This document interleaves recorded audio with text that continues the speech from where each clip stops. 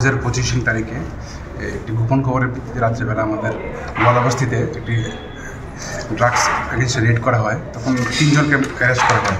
তখন 2 জন লোক পালিয়ে যায়। এর মধ্যে একজন ছিল বাপি সরকার এবং রুমিয়া সরকার। তো তারা তখন থেকেই অ্যাবসকন্ডিং ছিল। তো তাদেরকে খুঁজে পাওয়া যাচ্ছে না, বাড়িঘরে ছিল না। এর মধ্যেও বিভিন্ন রিপোর্ট তাদের বিরুদ্ধে আসছিল, বিভিন্ন সামাজিক কাজের সঙ্গে যুক্ত। তো গত 29 তারিখ আমরা বাপি সরকারকে অ্যারেস্ট করি এবং কোর্টে 3 দিনের রিমান্ড চেয়ে প্রেরণ করি। তো কোর্ট আমাদের 3 দিনের রিমান্ড অ্যালাউ করে। তো আজকে আবার তাকে 3 দিনের রিমান্ড শেষে কোর্টে প্রডিউস করা হবে এবং তার ইন্টারোগেশনের ভিত্তিতে আমরা রুমিয়া সরকারের লোকেশন পাই।